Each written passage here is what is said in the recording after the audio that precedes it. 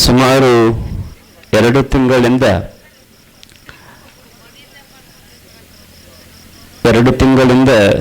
ಕಿತ್ತಲೆ ಊರಿನೊಳಗೆ ನಡೀತಾ ಇರತಕ್ಕಂಥ ಅಭೂತಪೂರ್ವವಾಗಿರ್ತಕ್ಕಂಥ ಕಾರ್ಯಕ್ರಮಕ್ಕೆ ಎಲ್ಲರೂ ಕೂಡ ಸಾಕ್ಷಿಯಾಗಿದ್ದೀರಿ. ಈ ಕಾರ್ಯಕ್ರಮಗಳು ನಿಜಕ್ಕೂ ಕೂಡ ನಾವೆಂದೂ ಕೂಡ ಊಹಿಸದೇ ಇರತಕ್ಕಂಥ ಕಾರ್ಯಕ್ರಮಗಳನ್ನು ನೀವೆಲ್ಲ ನಡೆಸಿಕೊಟ್ಟಿದ್ದೀರಿ. ಅದೆಲ್ಲವೂ ಕೂಡ ತಮಗೆ ಗೊತ್ತಿರುವಂಥದ್ದು. ಅದನ್ನು ಬಹಳ ಸವಿಸ್ತಾರವಾಗಿ ನಾನು ಹೇಳಕ್ಕೆ ಹೋಗೋದಿಲ್ಲ.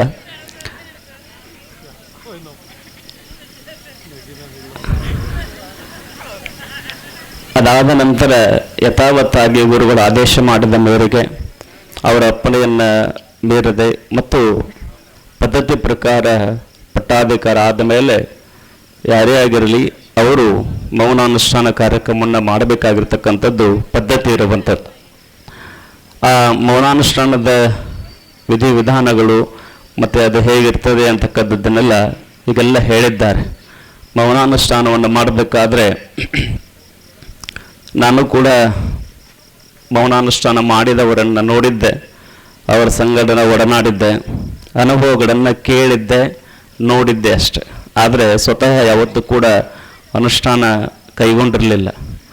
ನರಗುಂದ ಅಜ್ಜವರು ಎಲ್ಲ ಮುಗಿಸಿ ಪಟ್ಟಾಧಿಕಾರ ಆದಮೇಲೆ ನೋಡ್ರಪ್ಪ ಸೋಮವಾರದಿಂದ ಅನುಷ್ಠಾನ ಮಾಡಿರಿ ಅಂತ ಹೇಳಿ ನನಗೆ ಆದೇಶವನ್ನು ಕೊಟ್ಟು ಮಠಕ್ಕೆ ದಯಮಾಡಿಸಿದ್ರು. ಅದಾದ ಮೇಲೆ ಬಟಕುರ್ಕೇಜವ್ರ ಜೊತೆ ಅವತ್ತು ಬೆಳತನ ಮಾತಾಡೋರು. ನಾನು ಮನ್ನಿಕೇರಜ್ಜವರು ಬಟಕುರ್ಕೇಜವರು ರಾತ್ರಿ ಮುಕ್ಕೊಂಡಿಲ್ಲ. ಬೆಳಗ್ಗೆ ಸಮಯ ಎಷ್ಟಾಗಿದೆ ಅಂತ ನೋಡಿದಾಗ 5:30-6 ಗಂಟೆ ಆಗಕ್ಕೆ ಬಂದಿತ್ತು. ಮಾತಾಡ್ಕೊತ ಕೂತೀವಿ, ಹೆಂಗೆ ಮಾಡಬೇಕು, ಏನು ಮಾಡಬೇಕು, ಹೆಂಗೆ ಅನ್ಕೋತ ಕುಂತಾಗ ಬೆಳತನ ಮಾತಾಡಿದವರೆಲ್ಲ ಹೇಳಿದ್ರು, ನೋಡ್ರಿ ಒಳಗೆ ಹೋಗಿಂದ ಹೊರಗೆ ಬರುವಂಗಿಲ್ಲ, ಸೂರ್ಯನ ನೋಡುವಂಗಿಲ್ಲ, ಬೆಳಕು ನೋಡುವಂಗಿಲ್ಲ, ಊಟ ಮಾಡುವಂಗಿಲ್ಲ, ನೀರು ಕುಡಿಯೋಂಗಿಲ್ಲ ಅಂತ ಹೇಳಿದ್ರು ಅವರು. ಅಲ್ರಿ ಮತ್ತು ಹೆಂಗೆ ಮಾಡಲೇಬೇಡ ಅಂತ ನಾನು ಇಲ್ಲ ಏನಾಗೋದಿಲ್ಲ, ನಿಮ್ಮನ್ನು ಒಳಗೆ ಕಳಿಸ ನಾನು ಊರು ಹೊಕ್ಕಿನಿ ಅಂದರು. ನೀವು ಊರು ಹೊಕ್ಕಿನಂದ್ರೆ ನಾನು ಮಾಡೋದಿಲ್ಲ ಅಂದೆ. ನಾನು ನೀವು ಇಲ್ಲಿ ಇರ್ತೇನೆ ಅಂದ್ರೆ ಒಳಗೆ ಕುಂದಿರ್ತೀನಿ ಅಂದ್ರೆ ಅಂದೆ. ಅಜ್ಜವರೆಲ್ಲ ತಲೆ ಕೆಡಿಸ್ಕೋಬೇಡ್ರಿ, ನಿಮ್ಮ ಜೊತೆ ಯಾವಾಗ ನಾನು ಇಲ್ಲಿ ಬಂದು ನಿಲ್ತೀನಿ ಅಂತ ಮಾತು ಕೊಟ್ಟೇನಲ್ಲ, ಅದು ಬೇಕಾದಾಗಲಿ ಅನುಷ್ಠಾನ ಮುಗಿಸಿನೇ ನಾನು ಊರು ಹೋಗ್ತೇನಲ್ಲ, ತನ್ನ ಊರು ಹೋಗೋದಿಲ್ಲ ಅಂತ ಹೇಳಿ ನನಗೆ ಮಾತನ್ನು ಕೊಟ್ಟರು. ಆ ಪ್ರಕಾರವಾಗಿ ಅನುಷ್ಠಾನದೊಳಗೆ ಕೈಗೊಳ್ಳಬೇಕಾಗಿರ್ತಕ್ಕಂಥ ಕಾರ್ಯಗಳನ್ನು ಉಪವಾಸ ಮತ್ತು ಮೌನ ಮತ್ತು ನಿರಂತರ ಆ ಗುರುವಿನ ಧ್ಯಾನ, ಗುರುವಿನ ಪೂಜೆ, ಲಿಂಗಾಂಗ ಸಾಮರಸ್ಯವನ್ನು ಸಾಧಿಸೋದು ಆ ಅನುಷ್ಠಾನದ ಮೂಲ ಕರ್ತವ್ಯ.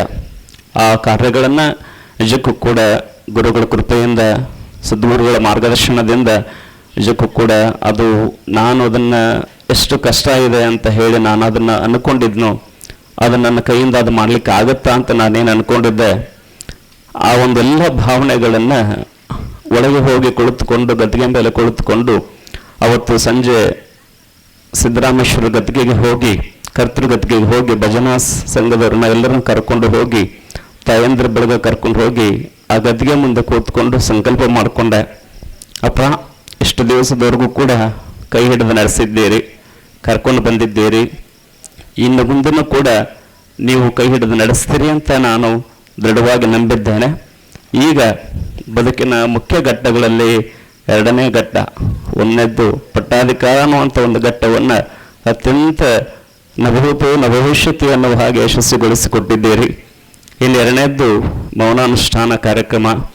ಇದು ನನ್ನ ಅಂತರಂಗ ಮತ್ತು ಬಹಿರಂಗ ಮತ್ತು ನನ್ನ ಇಡೀ ಕಿತ್ತಲೆಯ ಗ್ರಾಮದ ಸದ್ಭಕ್ತರನ್ನು ಕಾಯುವಂಥ ಒಂದು ಮಹಾ ಕಾರ್ಯ. ಈ ಕಾರ್ಯದಲ್ಲಿ ಏನೂ ಕೂಡ ಚಾಚು ತಪ್ಪದ ತೊಂದರೆಗಳಾಗದಂಗೆ ಸರಾಗವಾಗಿ ಇದನ್ನು ನಡೆಸಿಕೊಡು. ಇದರ ಮೂಲಕ ಕೇವಲ ನನಗಷ್ಟೇ ಅಲ್ಲ, ಇದು ಇಡೀ ನನ್ನ ಸದ್ಭಕ್ತರ ಪಾಲಿಗೆ ಇದೊಂದು ವರವಾಗಬೇಕು, ಅವರಿಗೆಲ್ಲ ಮನೆತನಗಳು ಬೆಳಕಬೇಕು ಅಂತಹ ಒಂದು ದೃಶ್ಯವನ್ನು ನನ್ನ ಮೇಲೆ ಕೊಡು ಅಂತ ಹೇಳಿ ಸತ್ಸಂಕಲ್ಪವನ್ನು ಮಾಡಿಕೊಂಡು ಆ ಗದ್ದಿಗೆಯಲ್ಲಿ ಪ್ರಾರ್ಥನೆಯನ್ನು ಮಾಡಿಕೊಂಡು ಬಂದು ಬೆಳಗಿನ ಜಾವ 3:30 ಆಗಿತ್ತು. ಆ ಸಮಯದಲ್ಲಿ ಸ್ನಾನಾದಿಗಳನ್ನು ಮಾಡಿಕೊಂಡು ಪೂಜೆಗೆ ಕುಳಿತುಕೊಂಡಾಗ ಬದಾಮಿ ಅಜ್ಜವರು ಬಂದು ಮಹಾಮಂತ್ರವನ್ನು ದಯಪಾಲಿಸಿ ಕೊಟ್ಟು ಹೋದರು. ಆ ಮಹಾಮಂತ್ರವನ್ನು ಪಠನೆ ಮಾಡೋಕ್ಕಿಂತ ಮುಂಚಿತವಾಗಿಯೇ ಗದ್ದಿಗೆ ಮೇಲೆ ಕೂತ್ಕೊಂಡು ಸಂಕಲ್ಪವನ್ನು ಮಾಡಿಕೊಂಡು ಗದ್ದಿಗೆ ಮೇಲೆ ಕುಳಿತುಕೊಂಡು ನಿಜಕ್ಕೂ ಕೂಡ ಹೇಳಬೇಕು ಅಂತಂತಂದ್ರೆ 21 ದಿವಸ ಹೆಂಗಪ್ಪ ಕಳೆಯೋದು ಅಂತ ಹೇಳಿ ಒಳಗಡೆ ಹೋಗಿ ಕುಳಿತುಕೊಂಡಾಗ ತಿರುಗ ನಾನು ನಿನ್ನೆ ಇವತ್ತು ಬೆಳಿಗ್ಗೆ ಹೊರಗಡೆ ಬರಬೇಕಾದ್ರೆ ಆಗಲೇ 21 ದಿವಸ ಕಳೆದು ಹೋಗ್ಬಿಡ್ತಾ ಅಂತ ಹೇಳಿ ನನಗೆ ಗೊತ್ತೇ ಆಗಲಿಲ್ಲ. ಸಿದ್ದರಾಮೇಶ್ವರರು ಅಂತ ಒಂದು ದೊಡ್ಡ ಕೃಪೆಯನ್ನು ನನ್ನ ಮೇಲೆ ಹರಿಸಿದರು ಅಂತ ಹೇಳಿದ್ರೆ ತಪ್ಪು ಹೋಗ್ಲಿಕ್ಕಿಲ್ಲ. ಹಾಗೆ ಆ ನಿರಂತರವಾಗಿರ್ತಕ್ಕಂಥ ಧ್ಯಾನ, ಜಪ, ಪೂಜೆ, ಅಲ್ಲಿರ್ತಕ್ಕಂಥ ಅನುಭವಗಳು ನಿಜಕ್ಕೂ ಹೇಳಬೇಕು ಅಂದರೆ ನಾವೆಲ್ಲ ಅನೇಕ ಪುರಾಣಗಳಲ್ಲಿ ಪುಣ್ಯಕಥೆಗಳಲ್ಲಿ ಓದ್ತಾ ಇದ್ವಿ. ಹಿಂದೆ ಋಷಿಮುನಿಗಳು ನೂರಾರು ವರ್ಷಗಳ ಕಾಲ ಕುಳಿತುಕೊತಾ ಇದ್ರು. ಹಸಿವೆ, ನೀರಡಿಕೆ, ಬಾಯಾರಿಕೆಗಳು ಆಗ್ತಿರ್ಲಿಲ್ಲ ಅಂತ ಹೇಳಿ ಕೇಳ್ತಾ ಇದ್ವಿ, ಓದ್ತಾ ಇದ್ವಿ. ಆದರೆ ಸ್ವತಃ ಅನುಭವಕ್ಕೆ ತೆಗೆದುಕೊಂಡಾಗ ಅದು ಒಂದೊಂದೇ ನನಗೂ ಕೂಡ ಅನುಭವಕ್ಕೆ ಬಲಿಕ್ಕೆ ಶುರುವಾಯಿತು. ಮೊದಲಿಗೆ ಹಸಿವು ನಿಗ್ತಾ ಬಂತು, ನಿದ್ರೆ ಕಡಿಮೆ ಆಗ್ತಾ ಬಂತು, ನೀರಡಿಕೆ ಇಲ್ಲದೆ ಆಯಿತು. ದಿನ ಬರ್ತಾ ಯಾವುದು ಬೇಡ ಪರಮಾತ್ಮ, ಅವರ ಜಗತ್ತಿನ ಸಹವಾಸವೇ ಬೇಡ, ಅಂತರಂಗದ ಅಧ್ಯಾತ್ಮದ ಸಾಧನೆಯೇ ಈ ಆನಂದ ಸಾಕು ಅಂತಕ್ಕಂಥ ಭಾವನೆ ಅಲ್ಲಿ ಬರ್ತಾ ಹೋಯಿತು. ಅಂಥ ಆನಂದವನ್ನು ಮತ್ತೆಲ್ಲೂ ನಾವು ಕಾಣಲಿಕ್ಕೆ ಸಾಧ್ಯ ಇಲ್ಲ. ನಾನು ಮೊದಲಿಗೆ ಶುರುವಿನಲ್ಲಿ 4 ಬಾದಾಮಿ, 4 ದ್ರಾಕ್ಷಿ, 4 ಗೋಡಂಬಿ, ಒಂದಿಷ್ಟು ಹಣ್ಣು ಕೊಡ್ತಿದ್ರು. ಅವನು ತಂದು ನಮ್ಮ ಶಿಷ್ಯ ಲೋಕೇಶ್ ಭಾಳ ಅದ್ಭುತವಾದ ಸೇವೆಯನ್ನು ಮಾಡಿದ. ನಿಜಕ್ಕೂ ಕೂಡ ನಾನು ಅವನನ್ನು ಭಾಳಷ್ಟು ಮೆಚ್ಕೋಬೇಕು. ಆ ಹುಡುಗ ನಾನು ಒಂದು ರೀತಿಯೊಳಗೆ ಅನುಷ್ಠಾನ ಮಾಡಿದರೆ ನನ್ನ ಜೊತೆ ಅವನು ಕೂಡ ಒಂದು ಅನುಷ್ಠಾನ ಮಾಡ್ದಂಗೆ ಆಯಿತು ಅಂತಕ್ಕಂಥ ಭಾವನೆ ನಾನು ವ್ಯಕ್ತ ಮಾಡ್ತೇನೆ.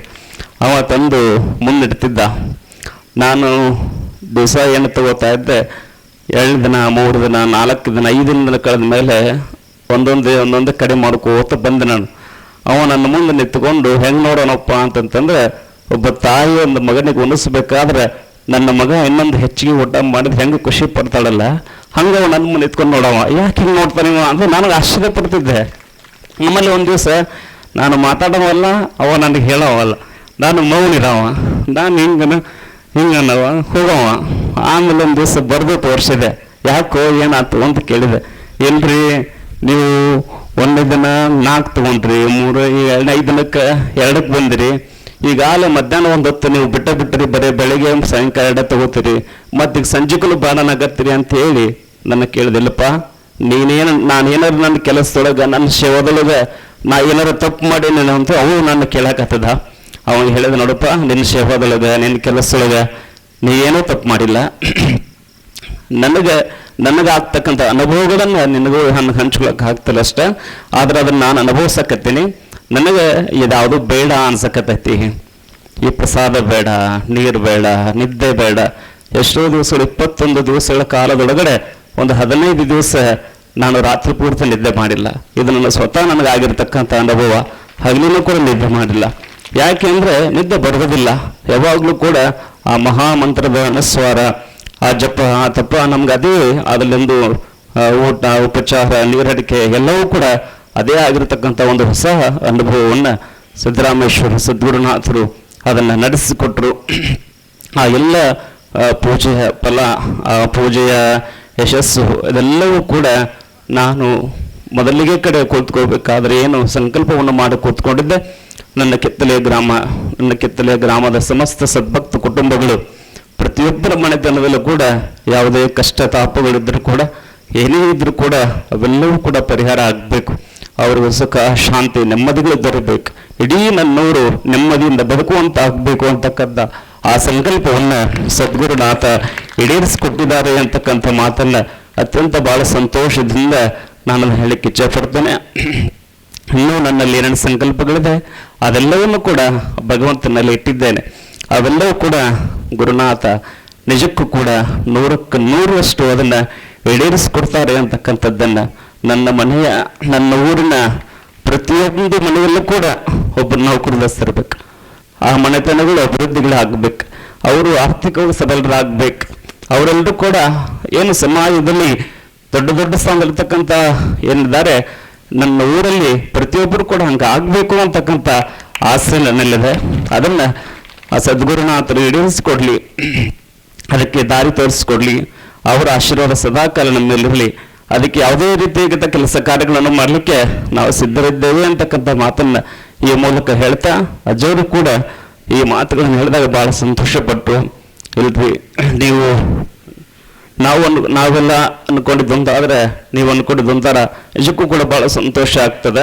ನಿಜಕ್ಕೂ ಕೂಡ ಈ ಪಟ್ಟಾಧಿಕಾರವನ್ನು ಮಾಡಿದ್ದು ಇದೆಲ್ಲ ಕಾರ್ಯಕ್ರಮ ಮಾಡಿದ್ರು ಕೂಡ ಅದ್ಭುತವಾದ ಖುಷಿ ನನಗೈತಿ ಅಂತಕ್ಕಂಥ ಮಾತನ್ನ ನರಗುಂದ ಅಜ್ಜವರು ಕೂಡ ನನಗೆ ಮೇಲಿಂದ ಮೇಲೆ ಹೇಳ್ತಾ ಇರ್ತಾರೆ.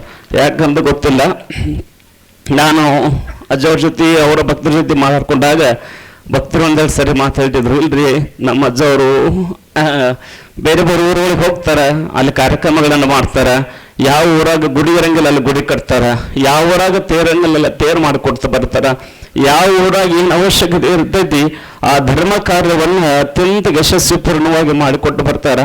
ಆದ್ರೆ ಇಂಥ ಕೆಲಸಗಳಿಗೆ ಕೈ ಹಾಕೋದು ಬಹಳ ವಿಚಾರ ಮಾಡ್ತಿರ್ತಾರ.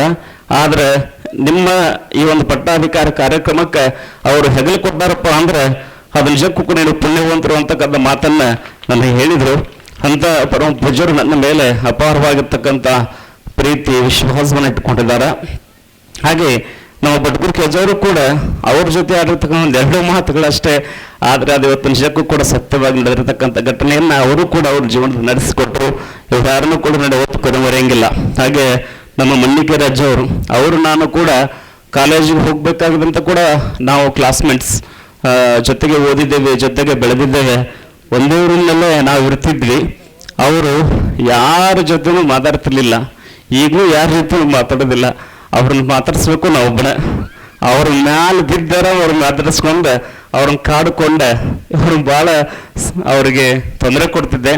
ಆದರೆ ಅವರು ಅದನ್ನ ತೊಂದರೆ ತಂದುಕೊಳ್ಳದೇನೆ ಅದೇ ನಮ್ಮ ಆತ್ಮೀಯ ಒಂದು ಬಂಧವಾಗಿ ಇವತ್ತು ನಾವಿಬ್ಬರು ಕೂಡ ಪ್ರಾಣ ಸ್ನೇಹಿತರಾಗಿರ್ತಕ್ಕಂಥ ಘಟನೆ ಇವತ್ತು ನಡೆದಿದೆ.